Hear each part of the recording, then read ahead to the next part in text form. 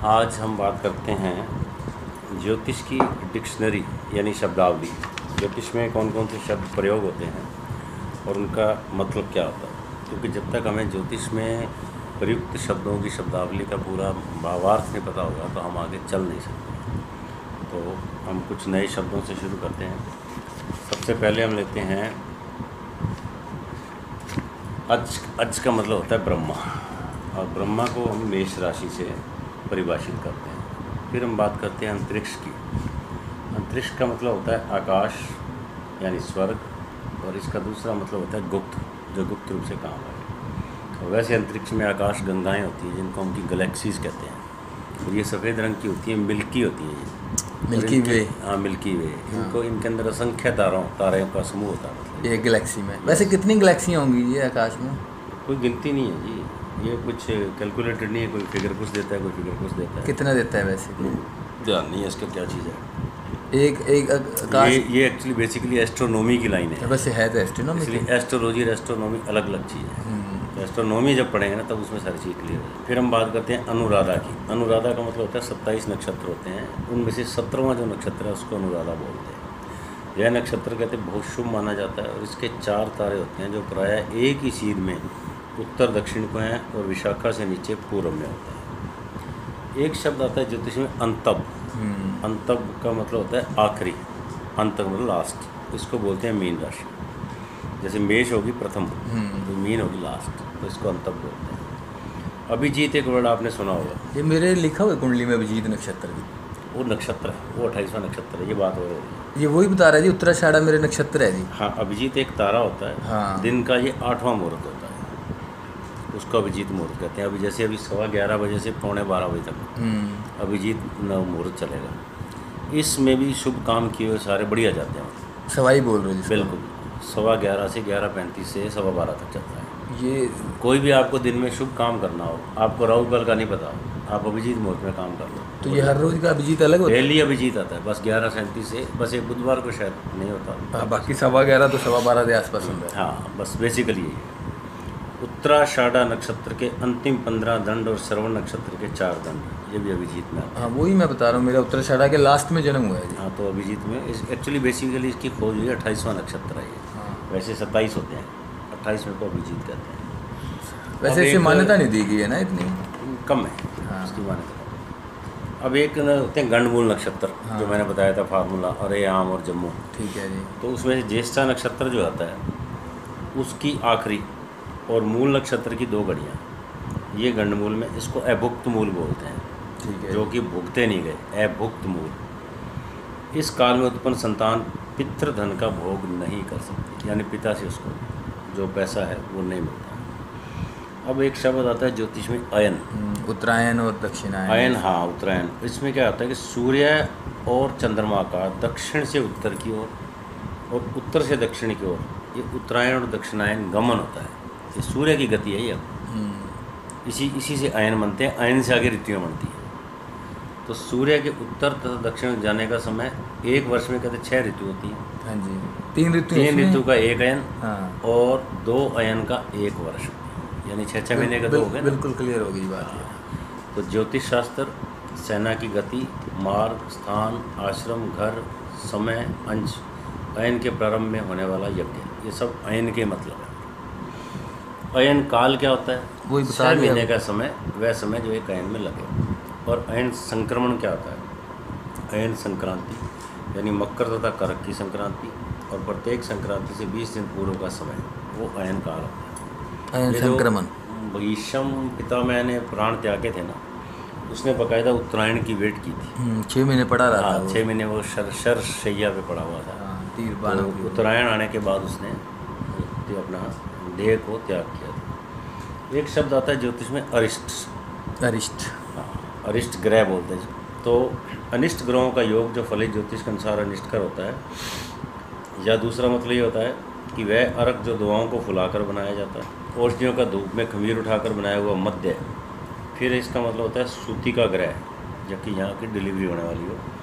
फिर एक दैत्य का नाम भी अरिष्ट है, विपत्ति का नाम भी अरिष्ट है, अमंगल का नाम वृषभासुर जिससे श्री कृष्ण ने मारा था, एक ऋषि है वो भी अरिष्ट है, भूकंप को भी अरिष्ट कहते हैं, और क्लेश, दुख और अपशकुन, ये सब अरिष्ट। अरिष्ट मतलब ओवरऑल माइनस।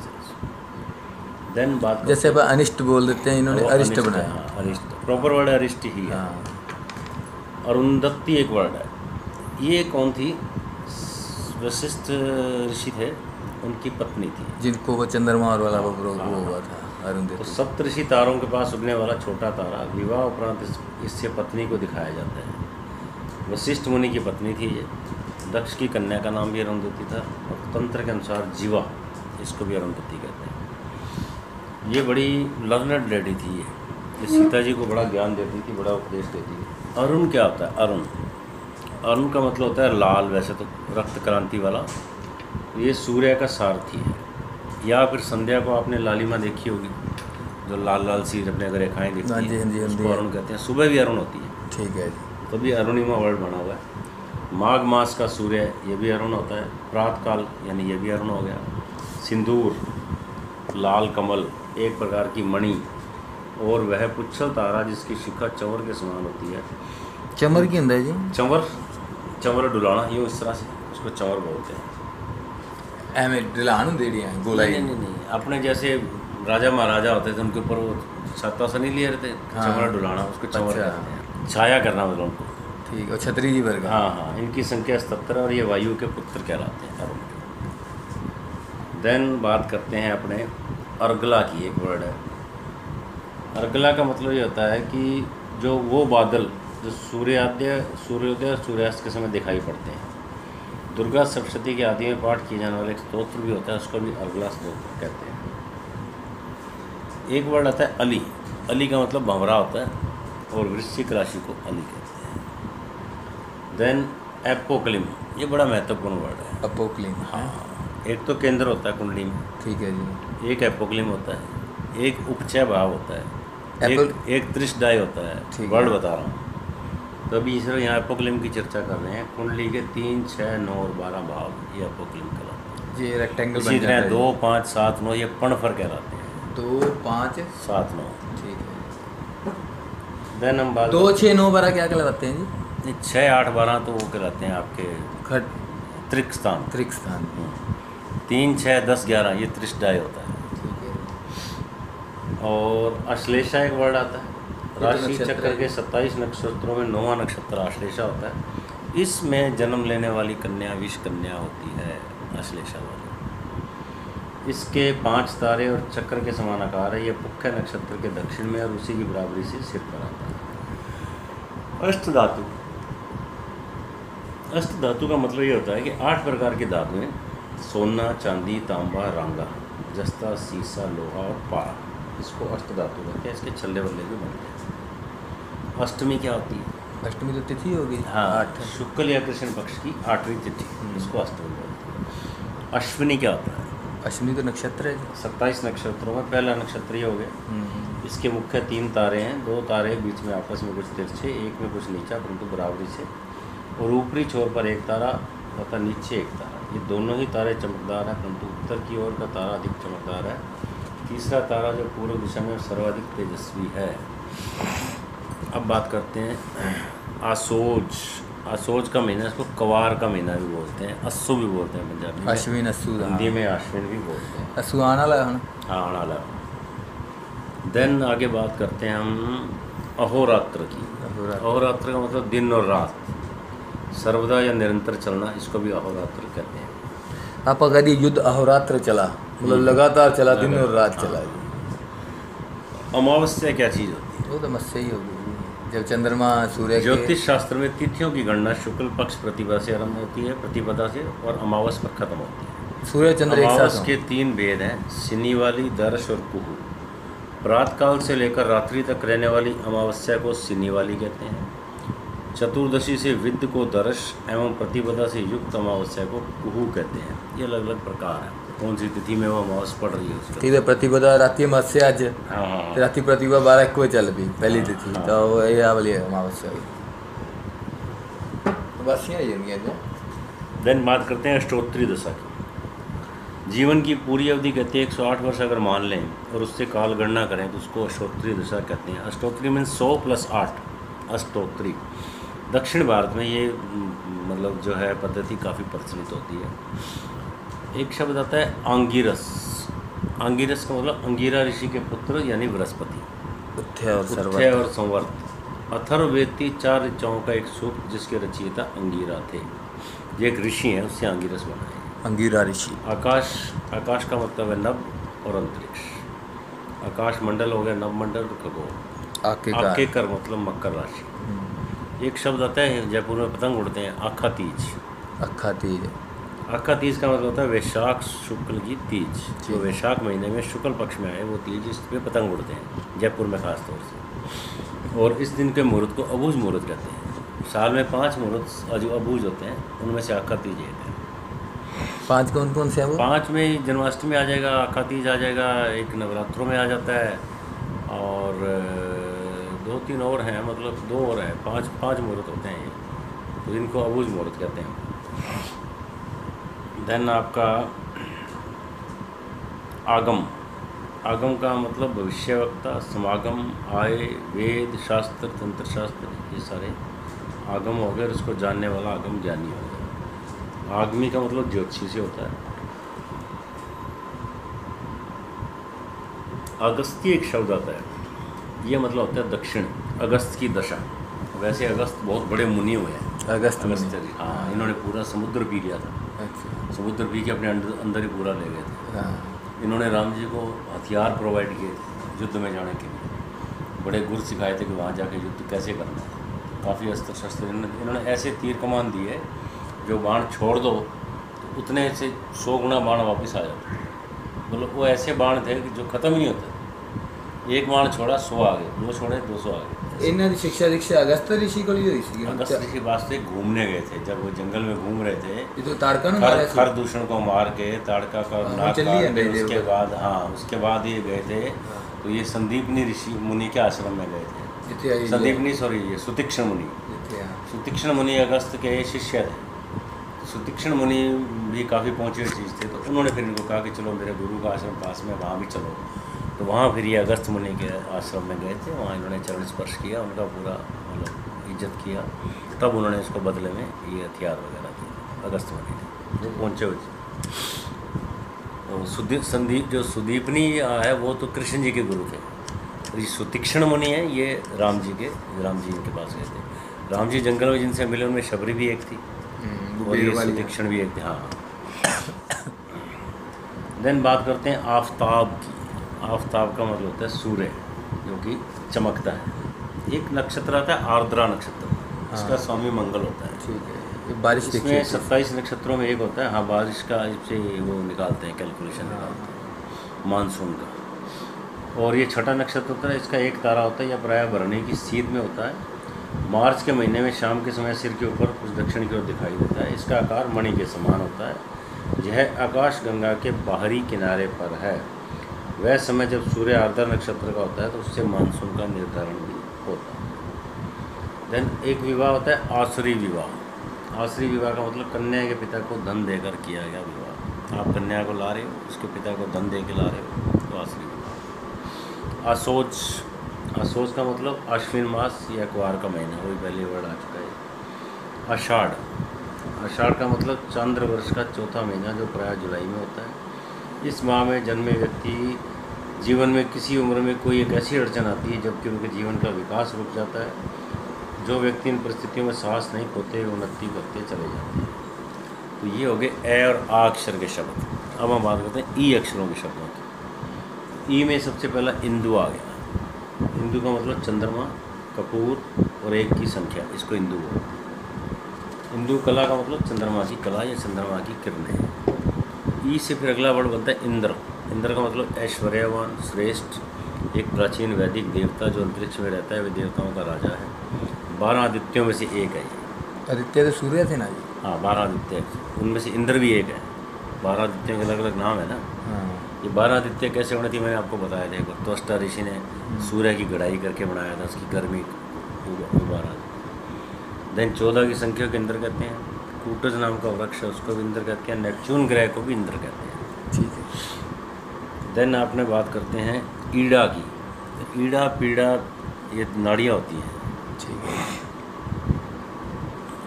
इसमें पृथ्वी बोलते हैं, गाय बोलते हैं, वाणी बोलते हैं, स्तुति बोलते हैं। एक नाड़ी ऐसी जो पीठ में रीढ़ से होकर नाक तक जाती है, यहाँ से बैक से होकर नाक तक आएगी, इसको ईड़ा बोलते हैं। ईस्ट का मतलब अभिलक्षित, अभिप्रेत, पूजित, अग्निहोत्र, कुलदेव, मित्र, इसको ईस्ट बोलते हैं। और ईष्ट देव का मतलब आराध्य देव। एक ज्योतिष में शब्द आता है ईस्ट काल। ईस्ट काल का मतलब वर्तमान समय, जन्म कुंडली निर्माण में जन्म का ठीक समय, सूर्योदय से जन्म समय तक बीता हुआ समय, जो प्रायः घड़ी पल में लिखा जाता है, उसको ईस्ट बोलते हैं। देन इति का मतलब खेती को हानि पहुंचाने वाले उपद्रव, जैसे अनावृष्टि, अतिवृष्टि, टिड्डी पड़ना, बाधा आना, इति बोलते हैं, मतलब एक्सेस। इप्सिता एक नाम होता है चाह उड़ीसा में। इप्सित का मतलब चाह हुआ या वांछित। इप्सिता एक नाम है, बहुत अच्छा नाम है, लड़कियों का नाम। अब बात करते हैं ऊ की। ऊ में सबसे पहले उत्तरा फाल्गुनी लेते हैं, जो कि 12वां नक्षत्र होता है। देन उत्तरा भाद्रपद, ये 26वां नक्षत्र होता है। और उत्तरायण का मतलब होता है सूर्य का उत्तर दिशा में गमन, सूर्य का मकर रेखा से उत्तर कर्क रेखा की ओर गमन। ये मकर संक्रांति कब आती है? जनवरी में आती है, 14 जनवरी। हाँ, तो वहाँ से उत्तरायण शुरू होता है। हाँ। और ये कर्क तक चलता है, जब तक सूर्य कर्क में आता है, फिर दक्षिणायन शुरू होता है। उत्तराषाढ़ा, ये 21वां नक्षत्र होता है। देन उपग्रह, ये क्या होता है? किसी बड़े ग्रह के चारों ओर घूमने वाला छोटा ग्रह, उसको उपग्रह कहते हैं। बड़े ग्रह के हाँ, बिल्कुल। एक संस्कारों में एक वर्ड आता है, 16 संस्कारों में उपनयन संस्कार। इसका मतलब होता है निकट लाना, यज्ञोपवीत संस्कार करना, देने वो करना, ये उपनयन संस्कार। उपरतन, रत्नों का उपरतन हो गया, कम मूल्य का रत्न, इसको उपरतन। देन आपको बात करो उल्का पिंड। उल्का मतलब हाँ, प्रकाश, ज्वाला, मशाल, दीपक, एक प्रकार का प्रकाश पिंड, जो रात्रि के समय इधर से उधर जाते हुए भूमि पर गिरते हुए दिखाई पड़ते हैं। इसके अनुसार मंगला आदि 8 दशाओं में एक है। हाँ, बताओ क्या करें? मेट्योर्स, और वो ये इनको मीटियोर्स। हाँ। उपचय, ये भी मैं बात कर रहा था आपको। कुंडली में 3, 6, 10 और 11, ये उपचय भाव कहते हैं, या बुद्धि सूचक कहलाते हैं। सभी ग्रह उपचय भाव में शुभ फल देते हैं। ये मैंने आपको त्रिशडाय वर्ड बोला था। त्रिशडाय का मतलब ये 3, 6, 10, 11, ये उपचय। यहाँ पर सारे ग्रह वो शुभ फल देते हैं। हाँ, शुभ फल, 3, 6, 10, 11। देन आपके आगे वर्ड आ रहा है जो बहुत वर्ड बढ़िया। री पे, जैसे ऋषि वाला री है ना, ऋग्वेद आ गया। 4 वेदों में से पहला जो वेद है उसको ऋग्वेद कहते हैं। रिद्धि सिद्धि यानी सब समृद्धि और सफलता। गणेश की पत्नी। ऋषि यानी वेद मंत्रों का प्रकाशक, आध्यात्मिक और भौतिक तत्वों का ज्ञाता। ऋषि पुत्र, ये जैन धर्मानुयायी ज्योतिष के प्रकांड विद्वान थे। ये आचार्य गर्ग के पुत्र थे। ऋषि पुत्र का समय वराह मिहिर से पूर्व का है। वर्तमान में इनका एक ग्रंथ निमित्त शास्त्र उपलब्ध है। इस ग्रंथ में इन्होंने वर्षोत्पात, देवोत्पात, रजोत्पात, उल्कोत्पात आदि अनेक उत्पातों की चर्चा करी। अब ऋतुओं की बात करें तो एक वर्ष को 6 भागों में बांटा गया है। प्रत्येक भाग की एक ऋतु है। बसंत होगी, ग्रीष्म होगी, वर्षा होगी, शरद होगी, हेमंत हो गया, शिशिर होगा। ये 6 ऋतु। अब ए शब्द पे आते हैं। एक दंत आपने सुना होगा। गणेश। एक दंत का मतलब गणेश जी। एक नयन का मतलब कुबेर जी। एक दंत क्यों कहा था गणेश जी को? एक दांत टूट गया था, ये लिख रहे थे, व्यास जी लिखवा रहे थे। हाँ। लिखते लिखते वो एक दांत टूट गया। हाँ। इन्होंने कलम बना रखी थी ना दांत से। अच्छा। एक दांत टूट गया था, तो इसलिए इनको एक दंत कहते हैं। इसी तरह एक नयन है, कुबेर जी काणे थे। ठीक है। एक आंख रावण ने फोड़ दी थी, हालांकि ये रावण का भाई था। ये भाई था, फिर भी जो है ये दोनों पुलस्त्य ऋषि के बेटे थे। पुलस्त्य हाँ, पुलस्त्य भी एक ऋषि थे। पुलय, ये भी एक ऋषि थे। पुलय, ये भी ऋषि थे। इसी तरह वशिष्ठ है, पराशर है, अत्रि है, गौतम है, भारद्वाज है, ये सारे ये उसमें के ऋषि थे प्राचीन, जो कि जिनसे हम पैदा हुए हैं। पराशर है, सारे के सारे। हाँ, आपा किससे पैदा हुए हैं? हम पराशर हैं, पराशर की संतान है। मनु। आपका गोत्र क्या है? आपका गोत्र पढ़ो, आपके पूछो माँ बाप से, वो बताएंगे आपका गोत्र क्या है। मनु की संतान तो सारे हैं। अच्छा। लेकिन जो हम ब्रह्मा जी ने जो हमें बनाए हैं गोत्र अलग अलग है। कोई भारद्वाज है, कोई गर्ग है, कोई ऋषि है, आपा रोड़े ही हैं। अत्रि है। और रोड़े कुछ नहीं होता। गोत्र देखो आपका क्या है, ये तो ऐसी कास्टें हैं। अच्छा। मेरा जैसे पाराशर गोत्र है, तो हम पाराशर के डिसेंडेंट हैं। आपका गोत्र क्या है वो आपको आपके पेरेंट्स बताएंगे, तब आपको पता लगेगा कौन से कोई जा ਜਾਂਦਾ ਗੋਤਰ ਜਿਹਦਾ ਆਪਾਂ ਨਾਮ ਤੇ ਉਹ ਪਾਣੇ ਹੈਗੇ। नहीं, ये तो माँ बाप को पता होता है। अच्छा हाँ। देन एक नयन का मतलब काना हो गया। एक पर्णिका, ये दुर्गा, ये जो उसने तपस्या की थी पार्वती ने, तो इसके कई नाम थे। एक पर्णा, अपर्णा। तो अपर्णा मतलब वो पत्ते खा के काम कर रही थी, बिल्कुल ही पत्ते खाने बंद कर दिए, अपर्णा होगी। ठीक है। एक पत्ता खाती थी, एक पर्णा होगी। एक पिंगल, ये भी कुबेर। एक रदन, ये भी गणेश। एक लिंग, ये शिव हो गया। कुबेर। एक लिंग का मंदिर जो राजस्थान के उदयपुर शहर में है, उसके एक लिंग भी बोलते हैं। एकादश का मतलब 11। एकादश भाव का मतलब लगन कुंडली का 11वां भाव या आय का भाव। एकादशी का मतलब चांद्र मास के शुक्ल और कृष्ण पक्ष की 11वीं तिथि, इसको एकादशी बोलते हैं। इस दिन व्रत रखा जाता है, विष्णु जी का व्रत होता है, विष्णु जी को प्रिय है। एकादशी के दिन कहते हैं चावल नहीं खाने चाहिए। नहीं खाना चाहिए। अब ए के ऊपर मात्रा इंद्र, हाँ, इसमें से इंद्र आ गया। 27 योगों में 26वां योग इंद्र होता है, 60 घड़ी का होता है। इसका स्वामी पित्र और संक्षिप्त रूप से ए है। देन आपके एरावत, ये इंद्र का हाथी था। ये भी समुद्र मंथन में निकला था। एरावत हो गया, पारिजात हो गया, आपका धन्वंतरी हो गया, लक्ष्मी जी हो गई, अमृत हो गया, ये सारे अमृत हो गया, ये रंभा, वैर हो गया, रंभा हो गई, जैर हो गया। ये सब 14 रत्न निकले थे उनमें से। देन आपका कै पे बात करें। कै का मतलब काल बल। प्रत्येक कुंडली में अपने विशेष अनुसार बली होता है। यह बल 6 प्रकार का होता है। ये इंपॉर्टेंट पॉइंट है। ठीक है।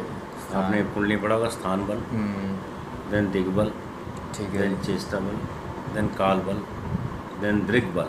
दृग मतलब दिशा से है। ठीक है। और ये नैसर्गिक बल। अब जैसे मंगल 10वें घर में है, तो 10वें घर में मंगल की दक्षिण दिशा होती है, तो दिग्बली हो।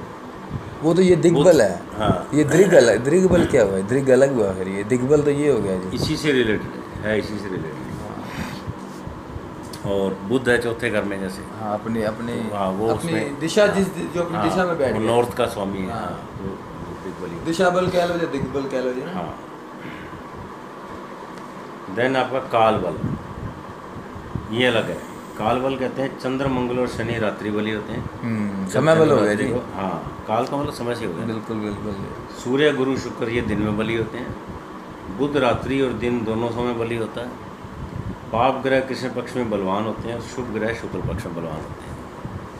देन बुध सूर्योदय के समय मॉर्निंग में, सूर्य दोपहर के समय, शनि शाम को, इसलिए शनि को वह शाम को कराते हैं। मंगल रात्रि के पहले प्रहर में बलि होता है। चंद्रमा ग्रह मध्य रात्रि को, और शुक्र रात्रि के अंतिम प्रहर में बलि होता है। बृहस्पति सदैव बलि रहता है। अच्छा, तो ये अच्छा पॉइंट है ये काल बल। कन्या राशि उत्तरा फागुना के दूसरे, तीसरे, चौथे चरण और हस्त के चारों चरणों में, चित्रा के पहले चरणों, पहले दूसरे चरण की राशि होती है। इस राशि का स्वामी बुध होता है। कुंभ का छोड़ो। कुंभ भी धनिष्ठा नक्षत्र के आते हैं, चरण आते हैं इसमें। तो धनिष्ठा, शतभिषा, पूर्वा भाद्रपद के चरण आते हैं इसके अंदर। कर्क राशि में पुनर्वसु नक्षत्र आता है, कुख्या नक्षत्र आता है और आश्लेषा नक्षत्र आता है। 3 नक्षत्र कर्क में आते हैं। देन कृतिका नक्षत्र, ये 27 नक्षत्रों में तीसरा नक्षत्र है। इसका स्वामी सूर्य आता है। जिस जातक का जन्म कहते हैं कृतिका नक्षत्र में होता है, वह कृपण, पापी, क्षुधा से पीड़ित और दुखी होता है। ये इसका मानना है, लेकिन हम ये मानते हैं कि कृतिका नक्षत्र वाला बड़ा यश वाला आदमी होता है। क्योंकि कार्तिक से बनाई। कार्तिक की माएँ थी ये कृतिकाएँ। हाँ।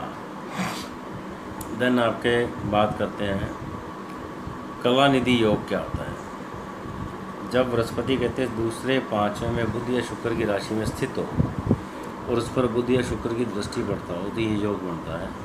इस योग में जन्म लेने वाला व्यक्ति अत्यंत कामुक, अच्छे स्वभाव का और सरकार से सम्मानित होता है। उसे वाहन सुख भी मिलता है, सांसारिक सुख भी मिलता है।